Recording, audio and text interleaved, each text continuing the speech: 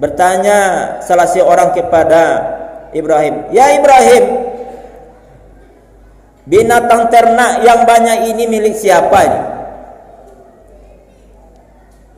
Maka Ibrahim jawab, "Binatang ternak ini adalah milik Allah. Harta kita milik Allah, diri kita ini milik Allah. Jikalau Allah berkehendak untuk mengambilnya semuanya, aku rela, aku ikhlas," kata Ibrahim. Jangankan hartaku, jangankan binatang ternakku, kalau ada anakku diminta untuk dikorbankan oleh Allah, diminta oleh Allah untuk dikorbankan, maka saya ikhlas, redho untuk mengerjakannya. Itu yang dijawab oleh Ibrahim dengan penuh yakin kepada Allah.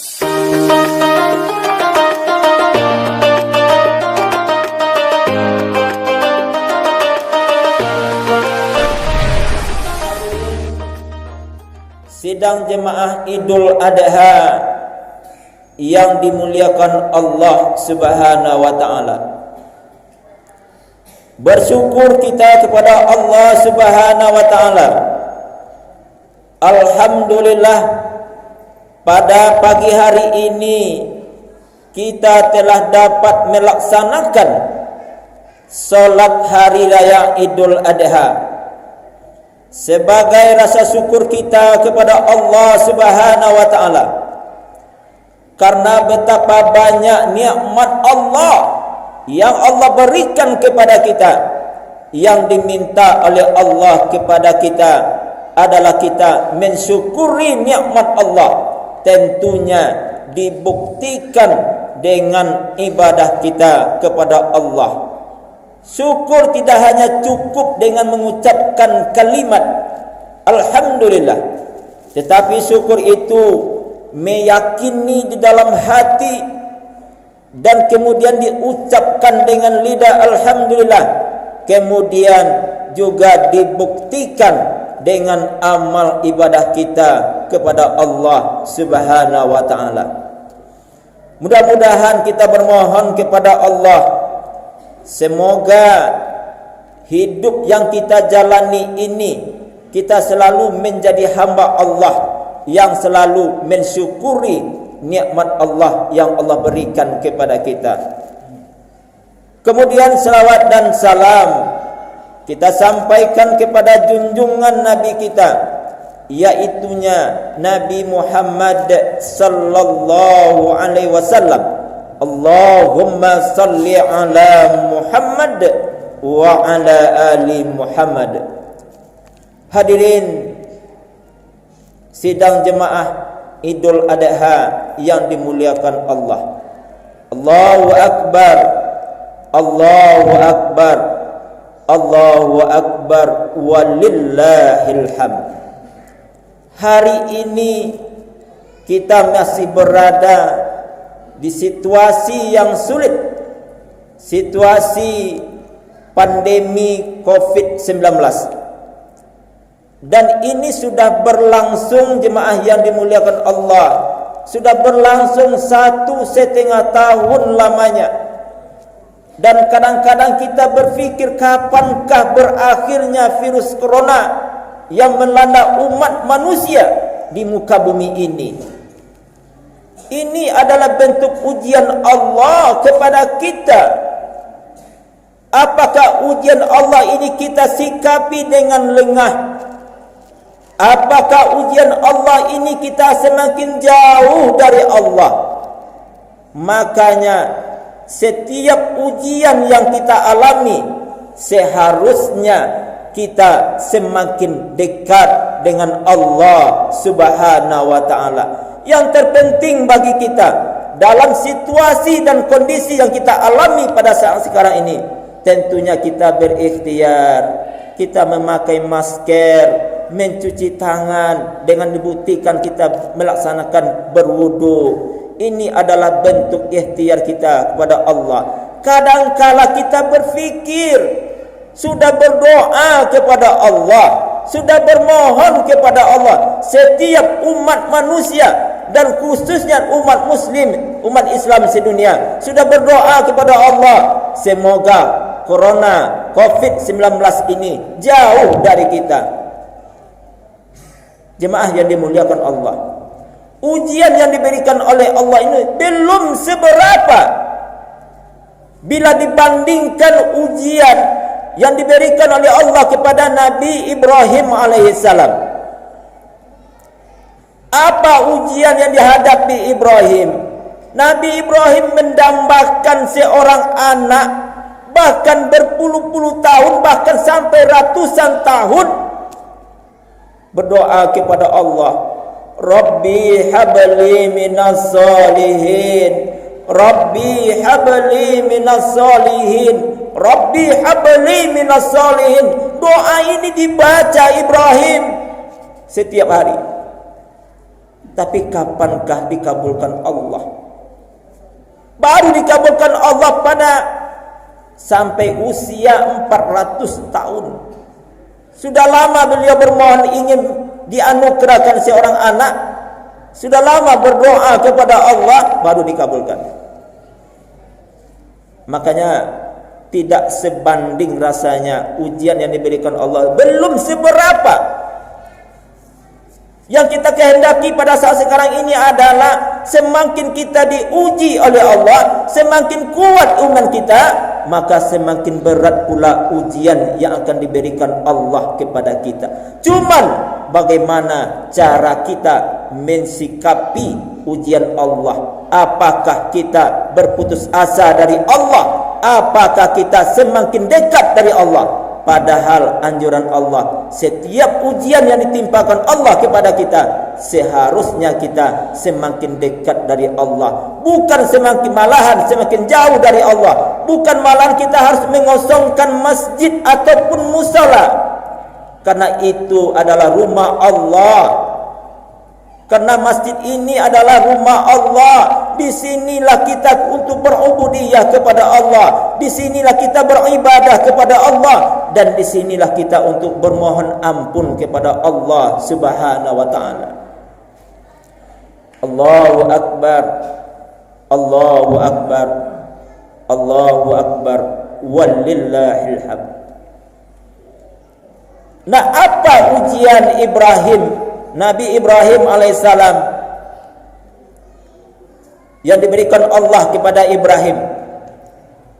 Yang pertama adalah ujian yang berat itu adalah ketika Ibrahim menghadapi ayahnya Azar.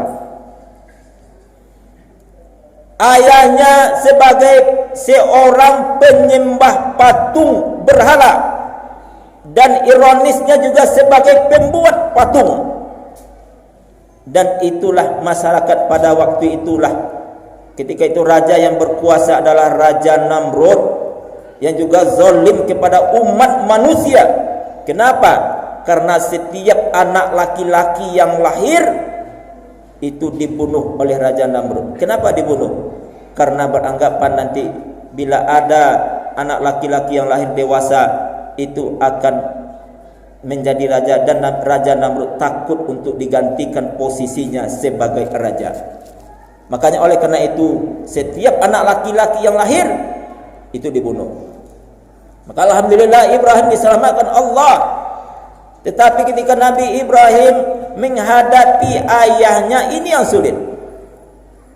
Kalau kita bawakan kepada diri kita, kita mengajak kepada jalan yang benar, dihadapkan kepada ayah yang menyembah kepada selain Allah, menyembah kepada kuburan, menyembah kepada patung, menyembah kepada batu besar. Dan inilah yang sulit untuk menghadapinya. Ibrahim itu yang dihadapi. Bahkan untuk meluruskan akidah, meluruskan kebenaran yang ditujukan oleh Allah Subhanahu wa ta'ala.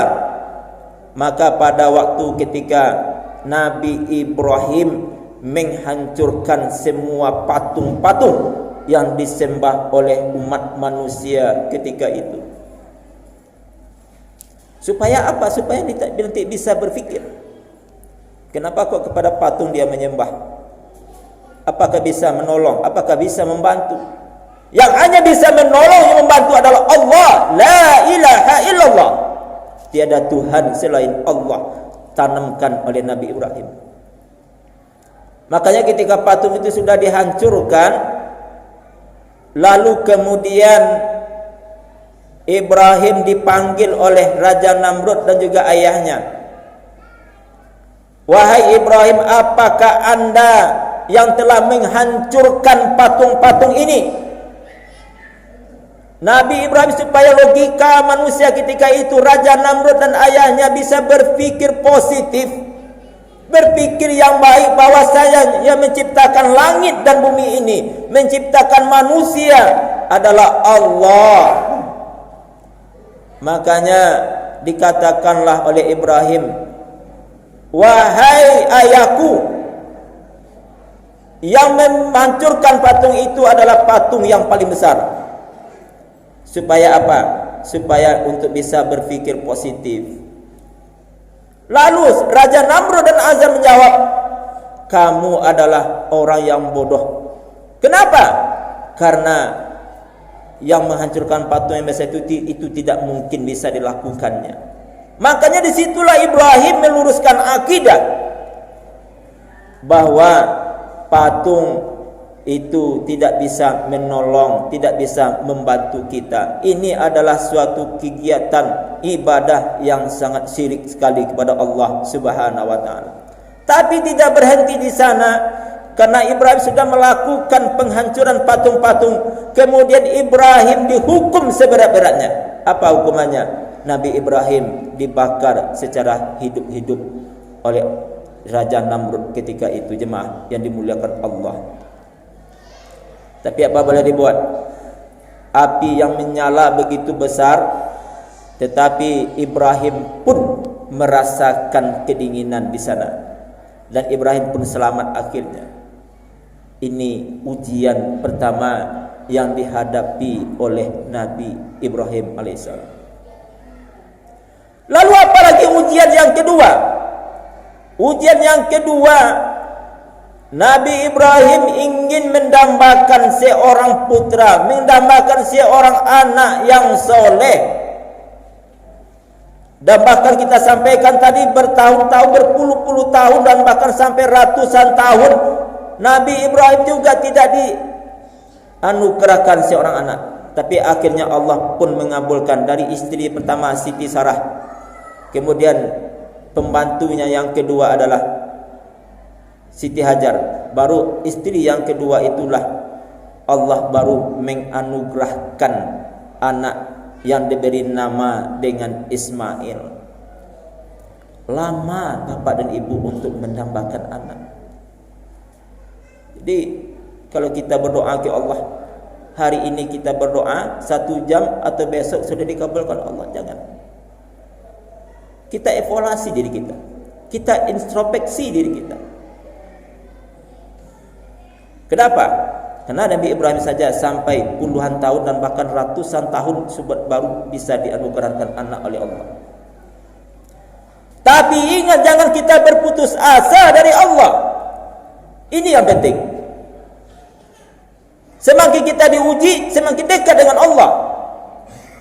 Makanya ujian selanjutnya setelah anak sudah lahir, sesuai dengan doa Nabi Ibrahim, Rabbi habli minas solihin, Rabbi habli minas solihin, Rabbi habli minas solihin. Ya Allah, ya Tuhanku, anugerahkanlah kepadaku ya Allah anak yang soleh. Makanya memang Allah anugerahkan anak yang soleh. Tapi kemudian apa yang terjadi? Ketika anak itu sudah usia 7 tahun, ada yang mengatakan 12 tahun, ada yang mengatakan 15 tahun. Yang penting anak itu sudah kuat untuk berusaha, sudah dewasa. Pada saat itu dirindu-rindukan orang tua, disayang-sayangi oleh orang tuanya, disayangi oleh ibunya, disayangi oleh bapaknya Ibrahim. Pada saat itu Ibrahim pun diperintahkan Allah untuk menyembelih Ismail ini. Kalau datang kepada kita gimana jemaah? Mungkin kita tidak sanggup. Kalau memang betul-betul kita takwa kepada Allah, kita beriman kepada Allah, diperintahkan kepada kita mungkin tidak akan sanggup itu. Makanya turun ayat 100, ayat Saffat ayat 102. Falamma balagha ma'ahu sa'ya qala ya bunayya inni ara fil manam anni adbahuka fanzur madza tara. Wahai anakku, ketika Ismail itu sudah usia kuat untuk berusaha, maka Ibrahim qala ya abati, qala ya bunayya, wahai anakku, aku mendapatkan dalam mimpinya bahwa aku diperintahkan Allah untuk menyembelihmu. Bagaimana menurut pendapat kamu? Pikirkanlah. Ayahnya mengajak untuk bermusyawarah, berdiskusi, karena ini adalah perintah Allah. Makanya Nabi Ibrahim pun menyampaikan kepada anaknya Ismail. Lalu menjawablah Ismail sebagai anak yang soleh, sebagai anak yang bertakwa kepada Allah. Apa kata Ismail? Qala ya abati, wahai ayahku, if'al ma tu'rid maru satajiduni insyaallah minas sabirin. Kerjakanlah ayah, kalau memang itu perintah Allah, wahai ayah, kerjakanlah ayah, laksanakanlah ayah. Mudah-mudahan satajiduni insyaallah minas sabirin. Mudah-mudahan ayah dan aku termasuk orang-orang yang sabar. Ini tidak main-main jemaah yang dimuliakan Allah. Kalau bisa kita mendalami secara filsafat, kita dalami secara mendalam, itu tidak gampang, sulit. Tetapi kepada kita, kepada umat Nabi Muhammad, Nabi Ibrahim itu disebut dengan Habibullah. Nabi Ibrahim itu disebut sebagai bapak para nabi. Kita selaku umat Nabi Muhammad, kita hanya diminta oleh Allah untuk berkorban. Diminta oleh Allah untuk berkorban sebagian sedikit harta kita saja, sebagian rezeki kita, diminta oleh Allah kita untuk berkorban. Kita contohkan saja Ibrahim tadi. Ibrahim dia mempunyai ternak sampai 12.000 ekor. Ada onta, ada kambing, ada domba di sana. Bahkan Nabi Ibrahim berkorban setiap tahun sampai 100 ekor. Bertanya salah seorang kepada Ibrahim, "Ya Ibrahim, binatang ternak yang banyak ini milik siapa ini?" Maka Ibrahim jawab, "Binatang ternak ini adalah milik Allah. Harta kita milik Allah, diri kita ini milik Allah. Jikalau Allah berkehendak untuk mengambilnya semuanya, aku rela, aku ikhlas," kata Ibrahim. Jangankan hartaku, jangankan binatang ternakku, kalau ada anakku diminta untuk dikorbankan oleh Allah, diminta oleh Allah untuk dikorbankan, maka saya ikhlas, redo untuk mengerjakannya. Itu yang dijawab oleh Ibrahim dengan penuh yakin kepada Allah. Allahu Akbar, Allahu Akbar, Allahu Akbar, walillahil hamd.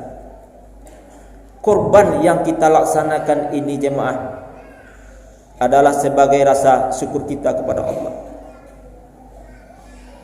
Inna a'tainakal kautsar, sesungguhnya aku memberikan nikmat yang banyak kepadamu wahai manusia. Fasalli li rabbika wanhar. Maka dirikanlah solat dan berkorbanlah. Solat korban. Solat kita melakukan, selanjutnya adalah berkorban. Apa yang kita korbankan? Tentu harta kita, dengan cara kita membeli binatang ternak. Hadirin sidang jemaah Idul Adha yang dimuliakan Allah Subhanahu wa taala. Di dalam Al-Qur'an Nabi Ibrahim itu disebut dengan bapa dari segala nabi.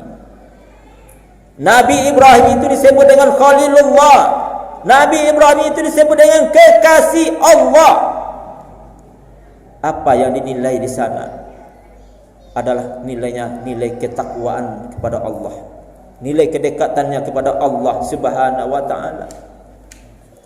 Kenapa dikatakan Nabi Ibrahim itu sebagai bapa para nabi? Kenapa Nabi Ibrahim dikatakan sebagai Khalilullah? Ada 4 macam yang akan kita sampaikan pada kesempatan ini.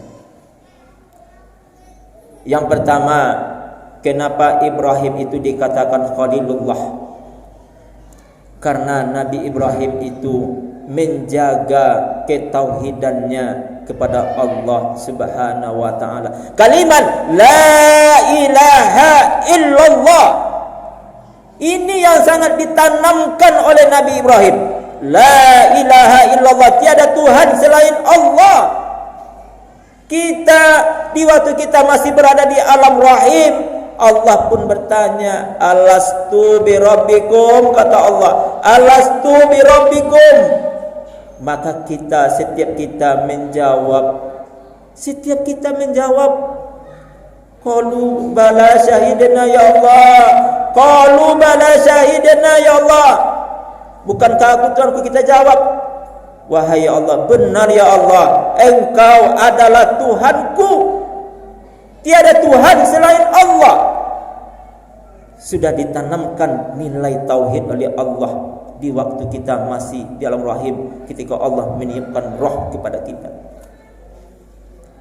Lahir kita ke dunia, itu kembali kita kembalikan. Tauhid itu yang kita kembalikan. Kalimat la ilaha illallah. Jemaah yang dimuliakan Allah, apa tujuannya yang bisa kita ambil dari itu? Setiap pekerjaan yang kita lakukan, setiap perbuatan yang kita lakukan, setiap kesulitan yang kita alami, musibah yang kita alami, kelapangan yang kita dapati, semuanya itu kita sandarkanlah kepada Allah Subhanahu wa taala. Kita diberikan oleh Allah amanah, maka amanah ini adalah pemberian Allah. Kita bisa berjalan itu adalah karena amanah Allah. Kita masih bisa bernafas itu adalah karena Allah. Kita diberikan harta oleh Allah itu adalah karena Allah. Diberikan rezeki karena Allah. Masih hidup kita saat detik ini itu adalah karena Allah. Semuanya kita sandarkan. Ketika kita ditimpakan ujian oleh Allah, virus corona, itu adalah kehendak Allah. Makanya semua kita sandarkan karena Allah. Tujuannya untuk apa? Kita semakin yakin kepada Allah. Diberikan rezeki oleh Allah, kita korbankan rezeki kita itu adalah halalan thayyibah, datang dari Allah. Makanya setiap kita yang ada amanah yang diberikan Allah, ujian yang diberikan Allah, suatu saat itu nanti akan Allah ambil. Harta akan ambil. Anak kita pun akan diambil oleh Allah. Orang tua akan diambil oleh Allah. Istri kita yang cantik akan diambil oleh Allah. Suami kita yang tampan akan diambil oleh Allah. Semuanya jemaah kita sandarkan kepada Allah Subhanahu wa taala. Inilah untuk memantapkan ketauhidan kita kepada Allah. Ada siang, ada malam. Allah ganti, ada siang, ada malam. Itu adalah kehendak Allah. Virus corona sekarang ini kehendak Allah, tidak bisa kita menolak. Hanya kita bisa bertafakur kepada Allah, kita hadapi dengan penuh kesabaran. Kita hadapi ujian ini hanyalah kita bermohon kepada Allah. Tapi ingat, jangan kita sampai berputus asa dari Allah. Semakin diuji kita oleh Allah, semakin kita dekat dengan Allah. Ini ujian yang pertama. Kenapa Ibrahim itu disebut dengan Khalilullah? Kemudian yang kedua, jemaah yang dimuliakan Allah Subhanahu wa taala. Kenapa Ibrahim itu disebut Khalilullah? Yang kedua adalah Nabi Ibrahim itu mempunyai tingkat sabar yang tinggi. Wasta'inu bis-sabri was-shalah. Bermohon ampunlah kamu kepada Allah. Dengan cara apa? Dengan cara kita solat dan sabar. Imam Al-Ghazali membagi sabar itu tingkatnya ada 3. Ada sabar kita dalam melakukan ketaatan kepada Allah. Ada sabar kita dalam hal menjauhkan dari semua bentuk-bentuk larangan Allah. Ada sabar kita dalam hal bentuk di musibah yang didatangkan oleh Allah Subhanahu wa taala. Jadi sabar itu tidak hanya dikala kita dalam menghadapi musibah, dalam keadaan lapang juga sabar. Kaya kita diberikan harta yang banyak oleh Allah, sabar. Bagaimana sabarnya? Tentunya kita infakkan, kita sedekahkan. Miskin kita, sabar. Diberikan kesulitan oleh Allah, sabar. Ditimpakan musibah oleh Allah, sabar. Diberikan harta yang banyak tadi, kita sabar. Tentunya kita keluarkan sebagai rezeki itu untuk kita infakkan. Karena rezeki dari Allah, kalau kita tidak gunakan di jalan Allah, itu akan sia-sia dan bahkan menjadi malapetaka. Ada orang yang membeli rumah, kemudian dibelikan pula untuk anak-anaknya, kemudian dibelikan pula untuk cucu-cucunya. Sementara ke masjid jarang berinfak, sementara untuk berkorban jarang untuk dilaksanakannya. Ada yang beranggapan hari ini, tahun kemarin saya sudah berkorban, tahun ini tidak lagi. Tidak ada dibatasi. Selagi kita hidup di dunia, datang hari raya kurban, kita masih diberikan harta oleh Allah, kita belikan hewan kurban. Sanggup 1 ekor sapi, kita kurbankan. Sanggup 1 ekor kambing, kita kurbankan. Sanggup 2 ekor atau 3 ekor, kita kurbankan. Inilah kendaraan kita nanti, Bapak dan Ibu, menjadi kendaraan kita menuju surga Allah. Tapi kata Allah, manusia itu banyak yang ragu. Tsumma antum tamtamun. Kata Allah, manusia itu banyak yang ragu-ragu.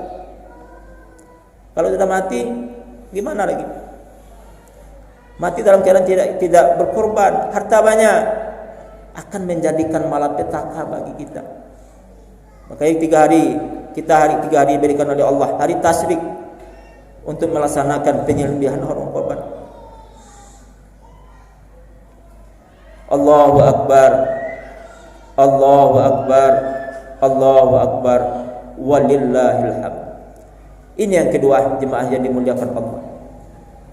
Kemudian yang ketiga, kenapa Nabi Ibrahim Khalilullah, kekasih Allah? Yang ketiga, Nabi Ibrahim itu selalu mensyukuri nikmat Allah. Karena kata Allah, kita perlu yakini bahwasanya kita ini mensyukuri nikmat Allah, Allah pun pasti akan tambah. La in syakartum la azidannakum wa la in kafartum inna azabi lasyadid. Sesungguhnya jika kamu mensyukuri nikmat Allah, pasti akan kutambah, kata Allah. Tetapi kalau jika kamu mengingkari nikmatku, kata Allah, tunggu saja azab Allah sangat pedih. Bagaimana cara kita mensyukuri nikmat Allah? Tentunya kita dengan cara kita meyakini dan dibuktikan dengan amal ibadah kita kepada Allah Subhanahu wa taala. Kemudian yang terakhir adalah kenapa Nabi Ibrahim itu Khalilullah? Setiap ibadah yang dilakukan, setiap amal kebaikan yang dilakukan hanya disandarkan kepada Allah dengan niat yang ikhlas. Niat ikhlas karena Allah. Inna salati wa nusuki wa mahyaya wa mamati lillahi rabbil alamin. Sesungguhnya salatku, ibadahku, hidupku, matiku hanya karena Allah. Ibadah yang dilakukan, hidup kita adalah karena Allah, mati kita juga karena Allah. Ibadah yang dilakukan karena Allah. Jadi ibadah yang dilakukan, kurban kita karena Allah. Makanya semua ibadah yang kita lakukan karena Allah, itulah mendapatkan ganjaran dan rahmat dari Allah Subhanahu wa taala, yaitunya surga Jannatun Naim. Allahu akbar. Allahu akbar. Allahu akbar walillahil hamd. Hadirin sidang jemaah Idul Adha yang dirahmati Allah. Inilah yang perlu kita sampaikan pada kesempatan Hari Raya Idul Adha tahun 1442 Hijrah ini. Mudah-mudahan dengan berbagai ujian yang diberikan Allah, marilah kita contoh, kita tauladani Nabi Ibrahim alaihissalam agar kita selamat baik hidup di dunia ini maupun sampai akhirat nanti.